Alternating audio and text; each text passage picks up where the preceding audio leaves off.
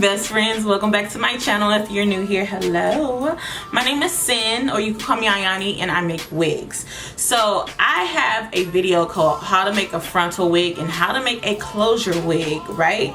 And it has over 200,000 views, and in those comments you guys was asking me for a sewing machine wig tutorial, and I have exactly that for you. This is a beginner's friendly guide. I am very detailed in this video, so this is a very long video. I will try to put time annotation marks so you guys can know, but if you are new and you want to learn how to do this, I would say watch the entire thing, because I'm gonna show you how to thread your needle, thread your sewing machine, all of that good stuff, okay? And I will link another video that taught me how to thread my specific sewing machine. This is a beginner friendly tutorial, all right? This is how Cynthia makes hers beginner friendly wigs, okay?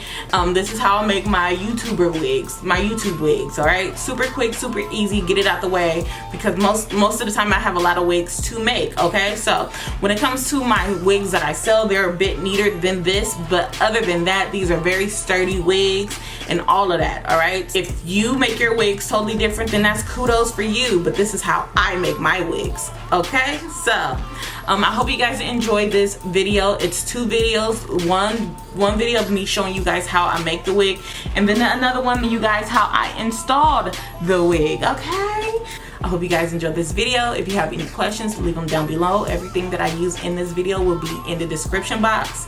My sewing machine will also be in the description box. I did purchase this from Amazon, and yes, bye best friends. There's so many different types of wig caps that you guys can use. I personally like mesh caps, and so I'm showing you some spandex caps, mesh caps, and wig caps, all right? So I personally use the extra large spandex mesh caps because I do have a larger head. If you have a smaller head, like say between the size of 20 to 22, go for a regular dome cap, mesh cap. If you have something small, then go for a wig cap, okay? So you are going to need Sharpies. You're going to see me use these Sharpies to do the grid lines for my wigs, because it's easier to have grid lines when you're using the sewing machine or just trying to make your wigs in general. It will look super neat. This is my black head. I do order these from Amazon. You will need to measure your circumference of your head to get your perfect size, but I'm not using that one.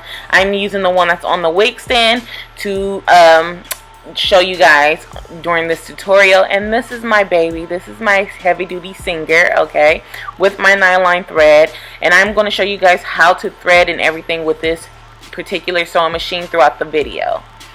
You are definitely going to need some hair. I'm going to use alijulia. They did sponsor this video, so they sent me some jerry curl hair, 4 bundles, and a frontal, and they just have care instructions on the back. But because you guys are new wig makers, I will say you go to the beauty supply, get some synthetic hair, and practice with that, because you definitely do not want to mess up your bundles. Just practice on some synthetic hair until you get so much better with making them. This is the frontal. It did come pre-plucked, and let's make some wigs. You guys see my first video of how I make a wig, so you know that I start off with my dome cap. We already discussed the different types of dome caps that I use, or wig caps in general. So this is my blockhead. I received a lot of messages talking about I was using my blockhead wrong, and you're wrong, because you want to make sure that the numbers that's on the back of the head, and I'm using a size 23. I am a size 22 and a half, and I use a size 23 because I have a lot of hair that's grown in the back of my head, right? So you want to make sure that the numbers are in the back. This is definitely shaped like your natural head. So this is your hook. Oh, I got a black shirt on. Your hook, and then your neck, and this is the front of your face going down. I'm not going to go into measurements on here, only because we were detailed in the previous video. So if you have not seen that video, I would highly suggest you go there, where we go and talk about the sewing machine anyway. So this is the frontal that I am going to be using. I showed you guys in the beginning of the video the hair. This is from alijulia, and this is their curly hair. I'm not sure if it's jerry curl or their regular curly, but this is what we're going to use.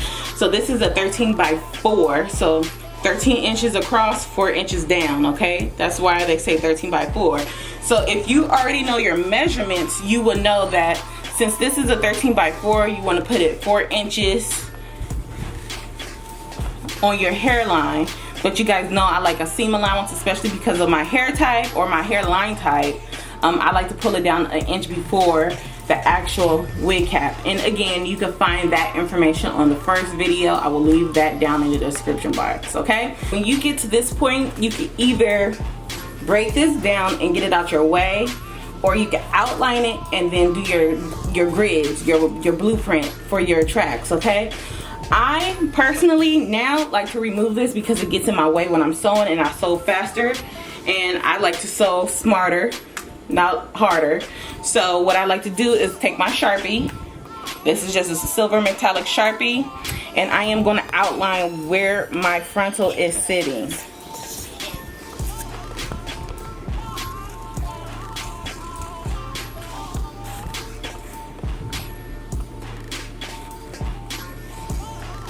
Okay, so after you have your outline, you could remove the frontal, or you could sew it, hand stitch it down. All right, and so I'm gonna just remove mine,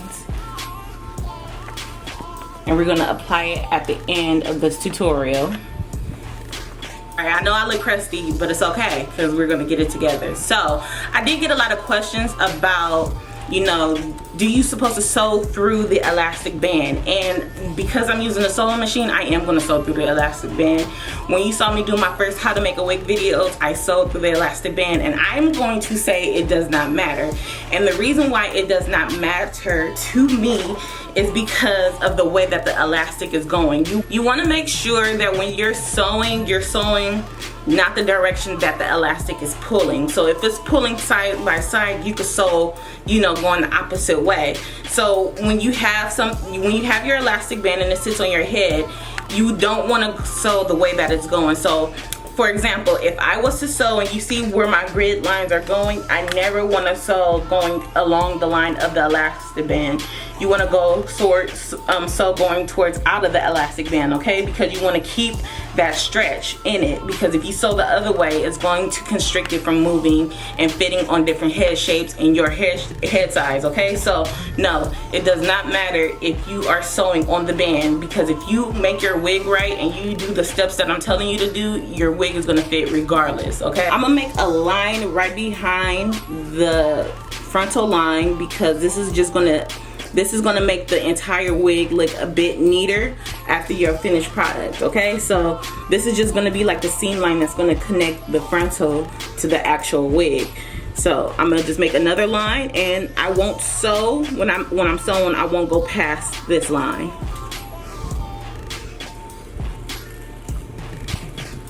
So you guys see the big space in between. Because I am doubling my tracks, watch, I'm gonna show you guys how to double your tracks. If you double your tracks, you're stacking them on top of each other. So if you have a track that is stacked on top of each other, it's going to take a lot of the space that is available. And then when you have it not stretched out like this, it's going to contract back to its natural dome cap shape. So it's not going to look as big as it is. This is just stretched so I can get as many tracks I need in for my head, okay? So this is like a dummy proof way to making your wig fit perfectly for you, all right? So I'm gonna continue to put more tracks in. This is like a thumb space in between, and I'm gonna do that all the way through the entire cap.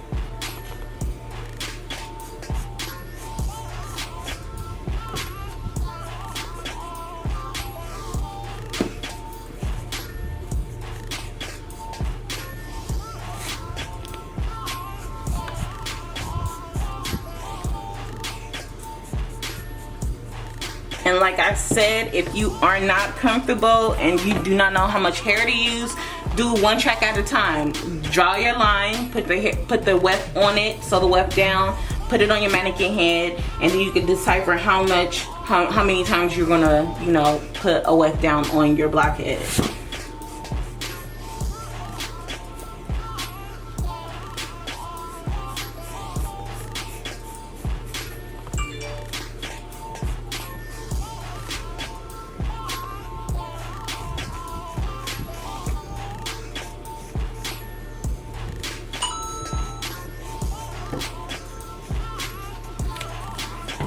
And this is like your basic blueprint, all right? So like, say you have 3 bundles, all right? So usually I would double track 2 bundles and then single track the rest at the top. If I have 4 bundles or more, I will just double track the entire thing. If you want to just single track all your wefts, then that's up to you. That's your prerogative. I don't have time to just be sitting here trying to sew every single last track in here, and it'll just be a lot of work for nothing when you're gonna get the same outcome and it's gonna look the exact same and you're not gonna see any type of gappage or anything like that. So now that we have our blueprint ready, we're gonna double our weft. I'm gonna show you everything that you need of how to work your sewing machine and what settings mine is on. So just in case if you get the same sewing machine I have, which is the Singer heavy duty, then you could put yours on the same settings that mine is on and you wouldn't have any problems. Okay, so let's double some wefts. So the thread that I like to use is nylon. You guys heard me say this in my last couple of videos. Nylon is a very sturdy thread, so, and it's cost efficient. So like I could get this big spool for about $7 versus a little tiny spool of like embroidery thread, which is kind of like the same thing because it's strong, but it's not as strong as nylon. You do want to have a quality thread because of the fact that you don't want a thread that frays while you're working because it'll get caught up inside the machine, and that's just a headache that you just don't want to deal with. Okay. You have all of these settings on your spin wheel, but we're not going to focus on all of these. We're only going to focus on 2.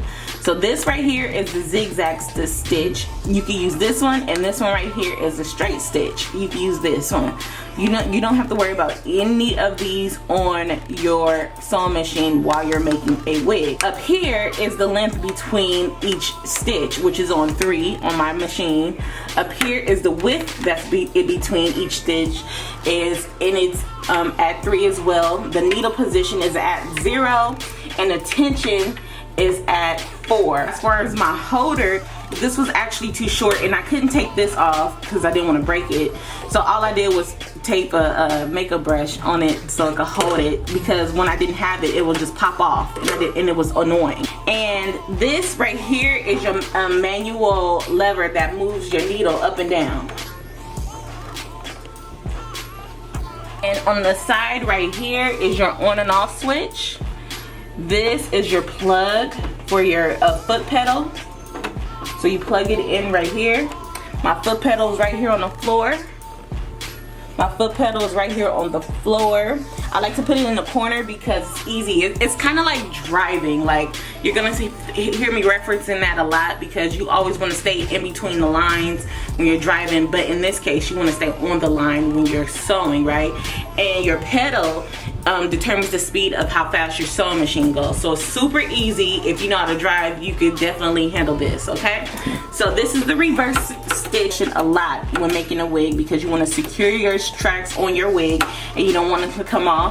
And this right here is your presser foot, and you're gonna see me use this a lot as well. This makes your presser foot, this is a presser foot right here, and this makes it goes up and down.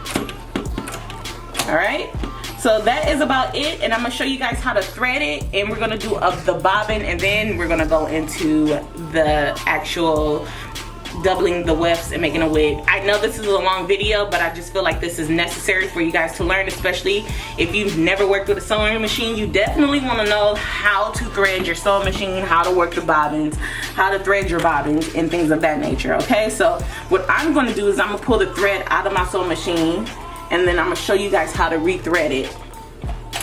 You want to take your thread, and basically your sewing machine actually tells you how to thread the needles. So basically you take your loose thread, right, that's on the thread holder. So the first step is to take it across here, right? So you want to put it in this little holder. Boom, that's step number 1. Step number 2, there's a little metal piece right here, and you want to pull your thread through this. So now your thread is going through the step 1, this is step 2, and now step 3 is saying go down this little thin line. So you want to pull it down, right? And then now it's saying go loop and go up. So loop and you go up. If I just saying go around this metal piece. So here's the metal piece, and it is controlled by the manual hand because it controls the needle. So you want to pull the manual lever towards you, and it'll pop right out. So you want to go through there because it's a little holder that's going to hold the thread. right there. So you see how it gets stuck, and you're gonna pull it right back down, because that's number 6 is right here.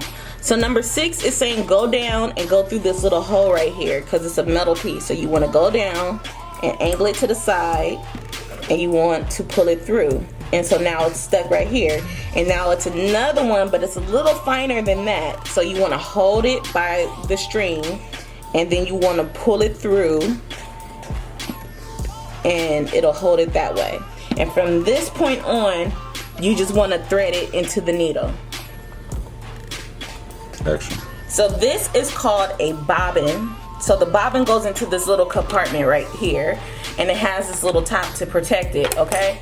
So the bobbin is the underneath thread that is going to secure the tracks together with the up top thread, all right? So you definitely going to have bobbins for this. This machine definitely comes with like 6, and I probably lost all 6 of them, and this is my last one, so I need to order some more. So basically, what you want to do is you want to sit the bobbin inside the machine, because it fits in there perfectly, right? There's little holes, so if you pull the bobbin, it's gonna turn towards you, and that's the way that you want it to go. So you want to hold the string, and there's a little indentation right there, and you want to go put your thread under that little indentation, and it's gonna pop right out. Now you have these 2 strings, one string coming from the needle and one string coming from the bobbin. You want to hold both of the strings together, and now you want to hit, and now you want to go to your hand manual lever, and you want to pull it towards you. So once you pull it towards you, your needle is going to go down into the machine, and it's going to grab the string with the bobbin. You're going to see it go. Look in here. So now it's pulling the string, and it's going to take it with it. So then you pull the string that has the needle on it, and you're going to pull it up, and then boom, you're ready to sew. So you want to close up your machine, and then you're ready to sew whatever you want to sew. So basically, I'm going to line the bundles on top of each other like this, and it like this is going to make it super flat on top of your wig, okay? So what I typically do is I'll like to pinch a piece of hair from both of the tracks to keep the 2 wefts together. Take this piece of hair and I will pull it through the sewing machine right here. And so I'm gonna let it sit underneath the needle. And so in order for this not to move, you have to do the presser foot. You gotta push the presser foot down. And so I'm gonna go behind the machine and drop it. So now it doesn't move. So you definitely want to grab your threads, because when you sew, it's going to pull the thread from the needle. What I like to do is I like to grab the thread and then grab the piece of hair together and hold this snug, because if you let it loose, it's going to sway from side to side, and that's not what you want. You want to keep it neat and just feed it through.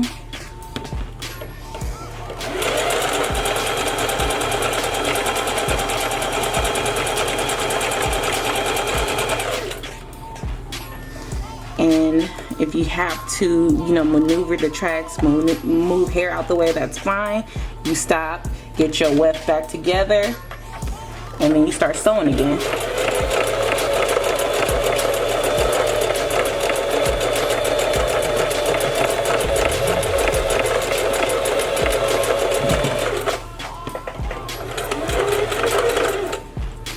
And then you want to lift up the lever, pull it out a bit. Oh, that was the ending of the bobbin. But anyway, you'll take your scissors and you want to cut the rest of the thread off. And so after that, you will have, let me find a good spot. You will have a double track like that, and it sits on top of each other. So you want to take your dome cap, and you want to take your weft, and you want to line it up together, right? And you want to hold it in place. So you take it and you want to feed it into the sewing machine just like how it's laying, like this. And when you see it get under the needle, you want to press the presser foot down that's in the back of the sewing machine, and it's going to go down. Remember to always grab the threads, all right, because you don't want the thread to unthread the needle. So you're going to start, As soon as you do a couple, you want to hit the reverse stitch, which is this right here. Reverse stitch, press it down, and it's going to go backwards. And that's how you lock the thread in. So at this point, you're going to grab the strings again and go back. And so now your weft is locked into the dome cap, and it's not going to unravel or anything like that. So now basically you dry. You don't really want to stretch out your dome cap, but you want to make it as flat as possible. And then you just, you know, maneuver the cap to the way that your lines are going. And so you can straighten up as much as you want. You can take your time. This is not a speed thing. And you just want to line everything up. Okay, and then now that we're at the end of this, you kind of want to pull it a little bit, not too much. So you're at the end, and then you want to hit the reverse stitch again, go backwards. Oh shit. You want to go backward, come back, and now it's locked in. You want to press your foot up so you can release the dome cap and the weft. Pull her out, take your scissors, cut the thread, cut the wefts. Now if you guys want to see another video of me flipping the wefts, that's a whole different situation. But this is what it looks like once you have sewn that track, the double track, onto the weft. And it's super neat. So I like to just cut the thread off as I go because it gets kind of annoying when you're trying to find them at the end. So I'm going to show you guys this a couple of times, and then we'll proceed from there. Up to the line that I drew, move the thread out of the way, make sure it's long enough where I can hold it. You want to insert the thread and the cap underneath the needle, lay your presser foot down, hold the strings, and then you want to start your machine. Go a couple of times, press your reverse button, go backwards, go forwards, and now it's locked in. So now you want to adjust your track to the line, to the curve of the cap, and you just want to sew.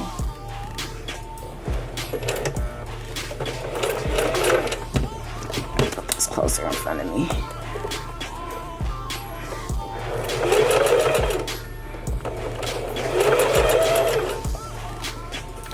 And so you want to make sure that everything is not folded underneath, because you don't want to sew your cap together. So you just want to make sure you're straightening out your dome cap and your bundles and everything, so you don't sew them together. So now you're at the end of the cap. You want to hit reverse. You want to go back, and you want to let it go, and it's going to go forward. Lift up your presser foot, pull her out, grab your scissors, cut the thread, cut the wefts, and then it'll look like that. So you keep doing that until you go all the way to the top. So I'm gonna cut the wefts off. I mean the extra string. I'm gonna cut the extra string off. And we're gonna do it again. Weft to line the entire weft in the dome cap underneath the needle. Lay down your presser foot. Make sure you're grabbing the needle. Make sure you are grabbing the thread that is underneath.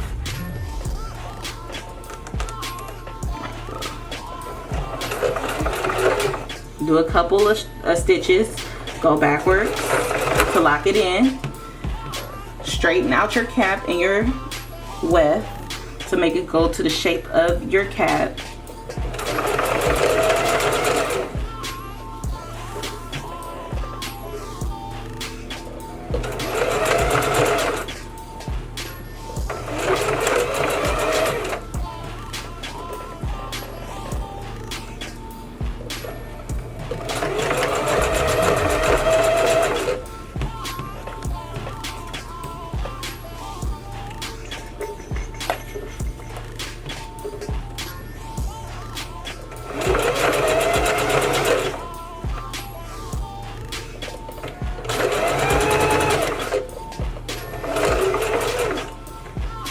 reverse stitch,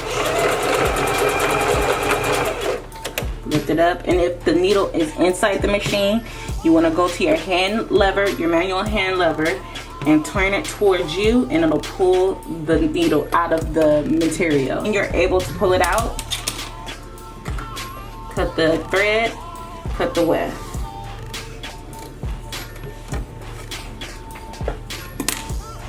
And so it'll look like that. Super neat, super clean. And then the inside looks like that with this nice stitching and everything. So you keep doing that until you get to the top. Okay, so this is the wig after I put that final track in. That'll seal in everything, and you see how neat that is. I just want to remind you guys, this is beginner friendly. So this might not be your method if you make wigs, but this is my method, and this is the way that I'm going to teach people how to do it. So now all you do is lay your frontal on, make sure it's centered right, and you want to hand stitch it. And after you hand stitch it, just go over that frontal with the machine, and then you'll be ready.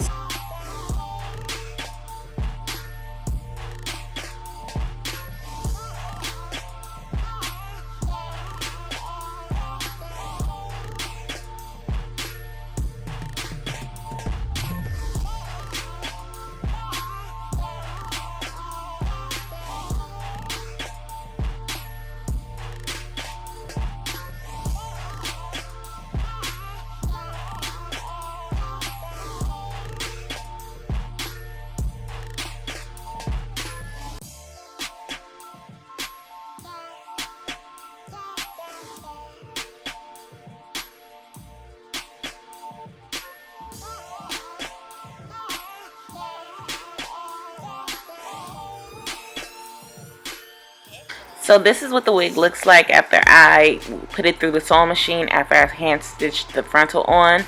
And I like this method because if your frontal gets old, you can easily cut it off and then replace the frontal on the wig instead of replacing the entire wig.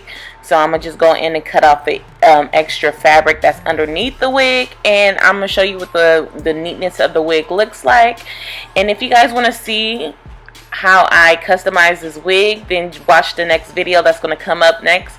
I know this was a long video, but I felt like everything was needed to be explained, and I hope you guys enjoyed this and learned something from this video. If you have any questions, feel free to leave them down in the comment section.